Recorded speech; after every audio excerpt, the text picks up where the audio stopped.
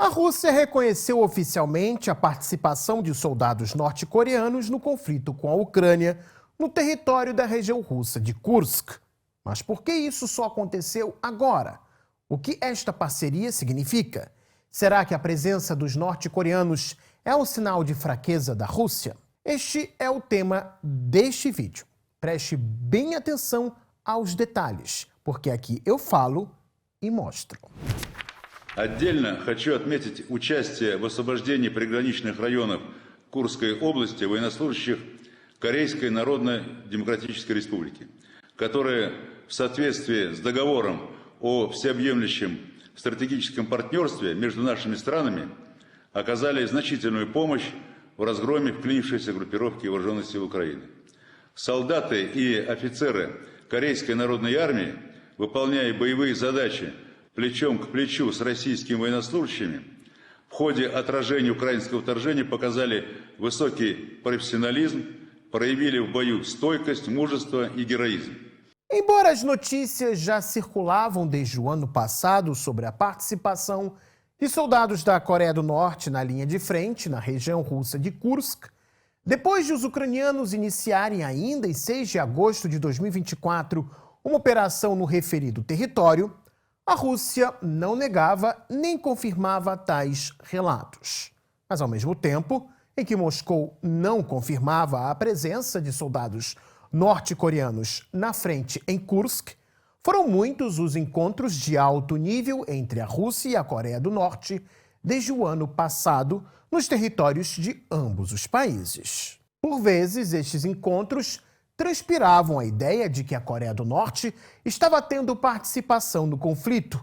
Restava saber a qual nível. Ainda no início de novembro de 2024, durante visita a Moscou, a ministra das Relações Exteriores da Coreia do Norte, Cho Song-hui, havia dito o seguinte: o presidente Kim Jong-un deu instruções, desde o início da operação militar especial russa, para nosso país fornecer apoio imutável ao exército e povo da Rússia em sua guerra sagrada para a defesa dos direitos e interesses soberanos de seu Estado. Nós não duvidamos que, sob a sábia direção do camarada presidente Putin, as tropas e povo da Rússia, que de forma decisiva se levantaram à luta para destruir os ditames dos Estados Unidos e do Ocidente, para estabelecer uma nova ordem mundial, conseguirão a vitória e a República Popular Democrática da Coreia estará ao lado dos camaradas russos. Já em 27 de abril deste ano, o porta-voz do Kremlin, Dmitry Peskov, disse a jornalistas que a Rússia, sem dúvidas, no caso de necessidade, prestará ajuda à Coreia do Norte e que a participação destes na batalha em Kursk prova a eficiência do Tratado de Parceria Estratégica Abrangente vigente entre ambos os países. A crescente movimentação diplomática já dava a entender, desde o ano passado, que Pyongyang e Moscou estavam estreitando suas relações, inclusive na área militar, o que ficou evidenciado, por exemplo, pela visita do ministro da Defesa russo, Andrei Belousov, a Pyongyang no final de novembro passado.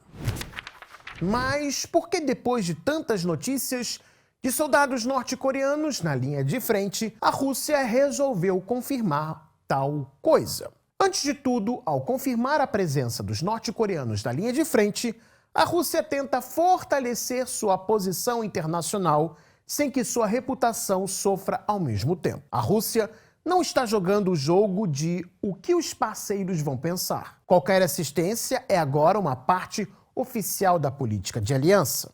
Isso facilita a atração de parceiros sem ter que se explicar para o Ocidente. Além disso, há um aumento no capital moral dentro do país e entre os aliados. Dentro da sociedade russa, o fato de os norte-coreanos terem se engajado para lutar contra as tropas ucranianas é visto como um fortalecimento da coalizão e um sinal de que há países que estão prontos para ajudar a Rússia e sacrificar algo. Para os parceiros, isso é uma demonstração de que é lucrativo e sem riscos ser aliado da Rússia. Não devemos nos esquecer do reforço prático em nível de recursos. Até mesmo a participação limitada de unidades norte-coreanas especialmente unidades de engenharia e grupos de assalto, na zona de combate ativo alivia as forças russas em áreas secundárias. A República Popular Democrática da Coreia, a RPDC, por sua vez, tem a chance de mostrar que é um ator real na política mundial, não apenas um objeto de sanções e ameaças. A participação direta em operações de combate faz de Pyongyang uma parte de pleno direito da nova configuração mundial. No entanto, o mais importante para o país é o acesso à experiência real de combate em condições de batalha de alta tecnologia, a exemplo dos sistemas de guerra eletrônica, drones, artilharia, etc. Em breve, eles usarão esse conhecimento para fortalecer suas próprias forças armadas e o complexo militar industrial.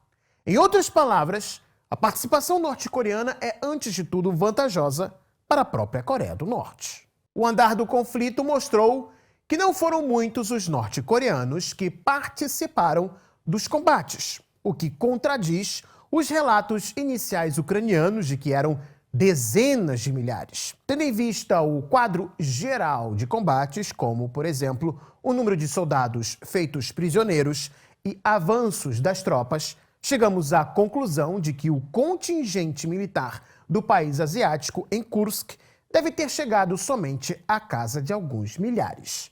Mas para obter experiência e ter participação significativa em um pequeno trecho de toda a linha de frente, estes poucos milhares já seriam o suficiente.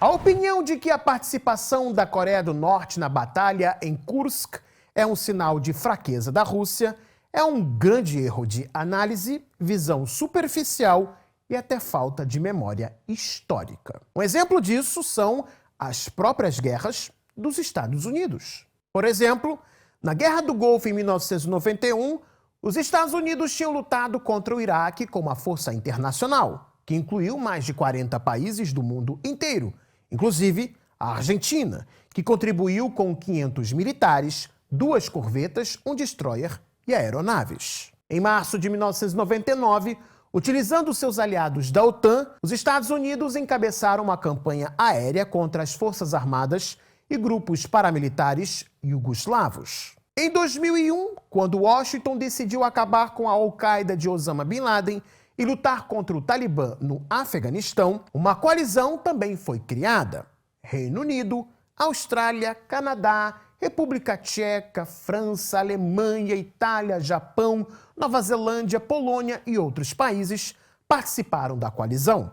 E mesmo depois de quase 20 anos lutando contra o Talibã, com a ajuda de seus aliados, os Estados Unidos não cumpriram o que Bush dizia ainda em 2001, desde o início da operação, de que o grupo islâmico estava chegando ao fim. Em 18 de março de 2003, o Departamento de Estado norte-americano emitiu uma lista de pelo menos 31 países que viriam a participar da coalizão norte-americana na Guerra do Iraque. Pouco antes, o então presidente dos Estados Unidos, George Walker Bush, havia dito que se Saddam Hussein não quisesse se desarmar, em referência às alegadas armas de destruição em massa iraquianas, então Washington encabeçaria uma coalizão internacional contra o líder árabe.